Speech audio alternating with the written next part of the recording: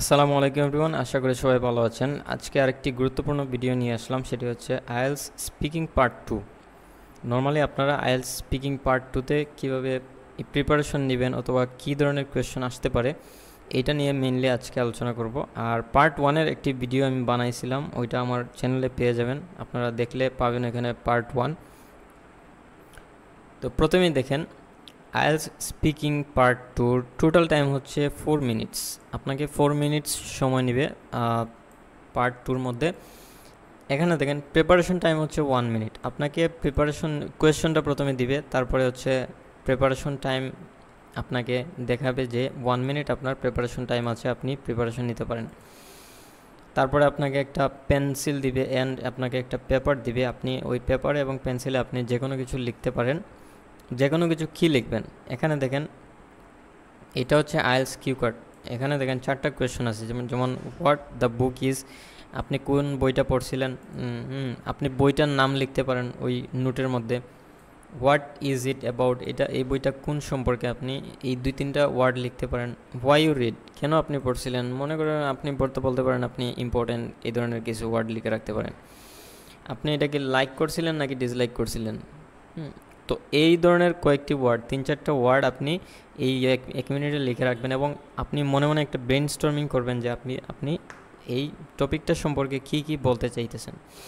তারপরে দেখেন monologue speaking হচ্ছে 2 মিনিট। আপনাকে 2 মিনিট কথা বলতে হবে একটানা, আপনি থামতে পারবেন না, ব্রেক নিতে পারবেন না, আপনাকে 2 মিনিট কথা বলতে হবে। তো আমি এখানে অলরেডি একটা কিউ কার্ড দিছি। আইএলস স্পিকিং পার্ট 2-র মেইনলি এটাকে কিউ কার্ড বলা হয়। তারপরে দেখেন এরকম একটা হেডলাইন থাকবে। কোয়েশ্চনটা কি, describe a book you have recently read. আপনি এমন একটা বই ডেসক্রাইব করার কথা বলতেছে যেটা আপনি রিসেন্টলি পড়ছেন।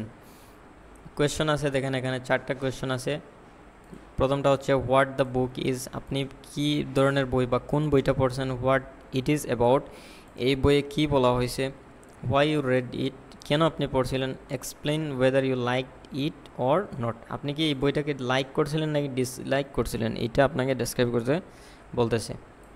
আমি এখানে ব্যান্ড 7-এর একটা এক্সাম্পল দিয়ে রাখছি। দেখেন প্রথমে দেখেন, well I would like to talk about a book I read quite recently. আমি যেই বইটা রিসেন্টলি পড়ছিলাম সেটার নাম হচ্ছে called atomic habits.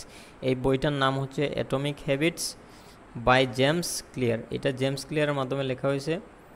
It's popular self help book, এটা নিজেকে হেল্প করে, that mainly talks about how, কীভাবে এই বইটা কথা বলে, অনলি কী কথা বলে, small changes in our daily routine, আমাদের ডেইলি রুটিনের মধ্যে যদি আমরা ছোটো ছোটো চেঞ্জেসগুলো আনি, can create a big impact on our life over time, আমাদের জীবনের মধ্যে এটা বড় ধরনের একটা পরিবর্তন আনতে পারে আমরা যদি ছোটো ছোটো চেঞ্জ করি আমাদের ডেইলি লাইফের মধ্যে।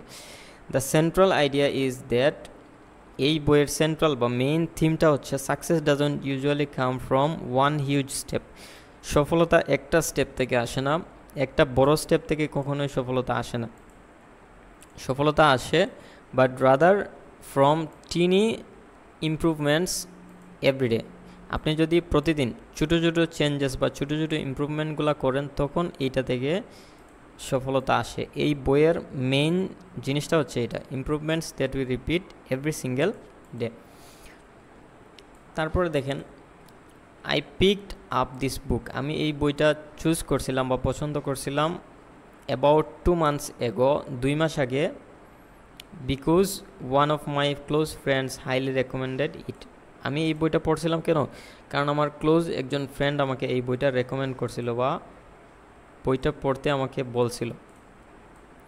At that time I was preparing for my IELTS exam, আমি আমার আইএলস এক্সামের জন্য প্রিপারেশন নিতেছিলাম। And honestly I was finding it really hard to stay consistent with my study plan, আমার স্টাডি প্ল্যানের মধ্যে আমি কনসিস্টেন্ট থাকতে আমার অনেক কষ্ট হইতেছিল।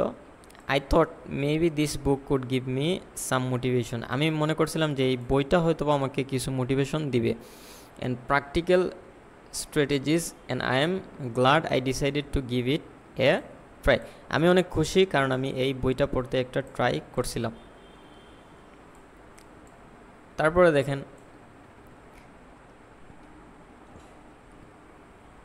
The book is full of interesting concepts, এই বইয়ের মধ্যে অনেক অনেক ইন্টারেস্টিং কনসেপ্টসগুলো দেওয়া হয়েছে, but one of that really caught my attention was something called habit staking. তার মধ্য থেকে একটা জিনিস আমার অনেক কি করছিল, অ্যাটেনশন কাটছিল, আমার মনোযোগ নিছিল, সেটা হচ্ছে called habit stacking. Habit stacking মানে কি? ইট বেসিক্যালি মিনস, এটার মানে হচ্ছে if you want to start a new habit, আপনি যদি নতুন কোনো অভ্যাস গড়ে তুলতে চান, you should attach it to something you already do regularly. তো আপনাকে এটা একটা জিনিসের সাথে অ্যাটাচ করতে হবে যেটা আপনি রেগুলারলি করেন। ফর ইনস্ট্যান্স, একটা এক্সাম্পল দেওয়া হয়েছে, দেখেন।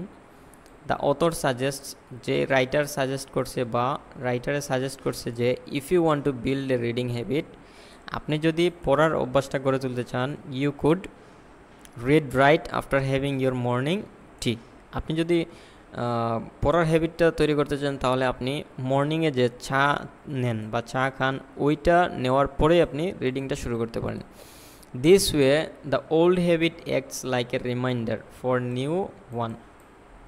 তো এটা কি বলতেছে, ওল্ড যে হ্যাবিটটা আছে, ওল্ড হ্যাবিট কি, আমার চা খাওয়া হচ্ছে আমার, মনে করেন যে আমার ওল্ড হ্যাবিট, এইটা আমাকে রিমাইন্ড দিবে বা অ্যালার্ম দিবে যে আমাকে এখন বই পড়তে হবে। কারণ আমি চা খাওয়ার পরে দেখা গেছে আমি বই পড়া যদি শুরু করি এভরিডে, তাহলে আমার চা খাওয়ার পরেই আমার মনে হবে যে আমি এখন কি করি, আমি বই পড়ি।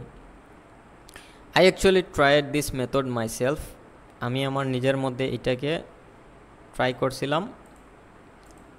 I started reviewing vocabulary right after breakfast, আমি ভোকাবুলারিগুলো রিভিউ করার চেষ্টা করছি কিসের পরে, after breakfast.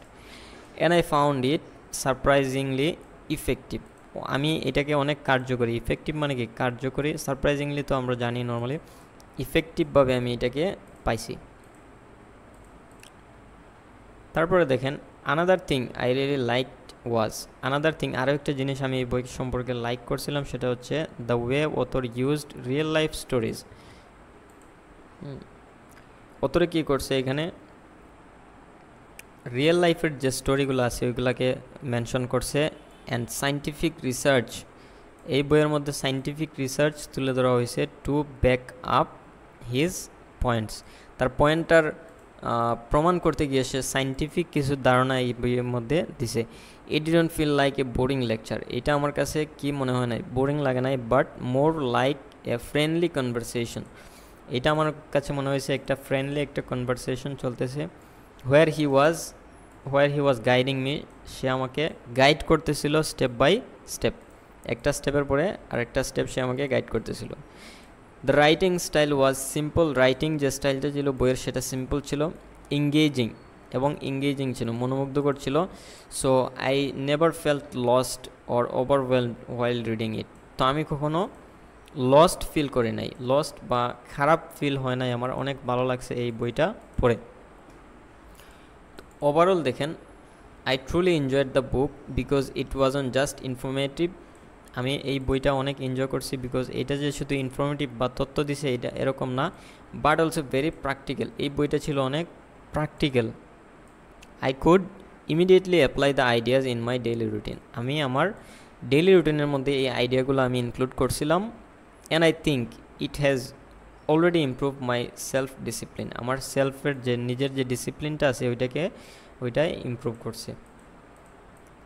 Two be honest, this is one of the few books I have love to read again, এই বইটা আমি আমার জীবনে আরও পড়তে চাই, just to refresh my memory and stay motivated, যাতে আমার মেমোরিটা রিফ্রেশ হয় এবং আমি যাতে মোটিভেটেড থাকতে পারি। So yes, I would say atomic habits was not only enjoyable, এই বইটা যে এনজয়েবল ছিল এরকম না, but also quite life changing for me, এটা ছিল আমার জন্য জীবনটাকে চেঞ্জ করার একটা মাধ্যম। সো এটা অনেক এনজয়েবল ছিল, সাথে সাথে এটা জীবনটাকে চেঞ্জ করার একটা মাধ্যম ছিল। তো এই ছিল আজকের আইএলস স্পিকিংয়ের পার্ট 2। আপনারা পার্ট 2-র সময়টা আবারও রিমাইন্ড করেছি, 4 minute, 1 minute preparation time, 2 minute আপনাকে মনোলগ স্পিকিং করতে হবে, একা একা কথা বলতে হবে। তো এই ছিল আজকের describe a book you have read recently, যেটা আমি রিসেন্টলি পড়ছি, এটা আমি ডেসক্রাইব করলাম। কিছু টিপস আপনাদেরকে দেই, আপনারা রেগুলারলি 2 থেকে 3টা কিউ কার্ড আপনারা প্র্যাকটিস করবেন। এটার জন্য সবচাইতে বেস্ট বই হচ্ছে মাক্কার স্পিকিংয়ের বই পাওয়া যায় আপনারা বিভিন্ন লাইব্রেরিতে পাবেন, মাক্কার বুক পাবেন, ওইখানে দেখবেন পার্ট 1, পার্ট 2 এবং পার্ট 3 দেওয়া আছে, আপনারা ওইখান থেকে প্র্যাকটিস করতে পারেন। আর আই কন্ট্যাক্টটা ঠিক রাখবেন, আই কন্ট্যাক্ট অনেক ইম্পর্ট্যান্ট। আই কন্ট্যাক্ট, এরপর হচ্ছে কনফিডেন্স, আপনারা কনফিডেন্ট থাকতে হবে। কনফিডেন্ট যদি থাকেন তাহলে ইনশাল্লাহ ভালো একটা স্কোর আসবে। গ্রামারের দিকে খেয়াল রাখতে হবে আপনাদের, গ্রামারের দিকে খেয়াল রাখতে হবে, ফ্লুয়েন্সির দিকে খেয়াল রাখতে হবে, প্রোনাউন্সিয়েশনের দিকে খেয়াল রাখতে হবে। এই বিষয়গুলো আপনারা খেয়াল রাখবেন। আর রেকর্ড করবেন নিজের সাউন্ড বা নিজের কথা বলাটাকে আপনারা রেকর্ড করবেন, তাহলে দেখবেন ইনশাল্লাহ আপনাদের এটা ইমপ্রুভ হবে। তো ইনশাল্লাহ আগামী ভিডিওতে আমি দেখাবো কীভাবে পার্ট 3 আনসার করতে হয় এবং পার্ট 3টা ফুললি এক্সপ্লেন করব। ভিডিওটি ভালো লাগলে আপনারা লাইক করবেন, কমেন্ট করবেন এবং শেয়ার করবেন। আর কোন ধরনের ভিডিও চান আপনারা আমাকে জানাতে পারেন। আর কোনো দরকার হলে আমাকে হোয়াটসঅ্যাপে নক দিতে পারেন, এই নাম্বারে আমার হোয়াটসঅ্যাপ আছে। থ্যাংক ইউ সো মাচ, আসসালামু আলাইকুম।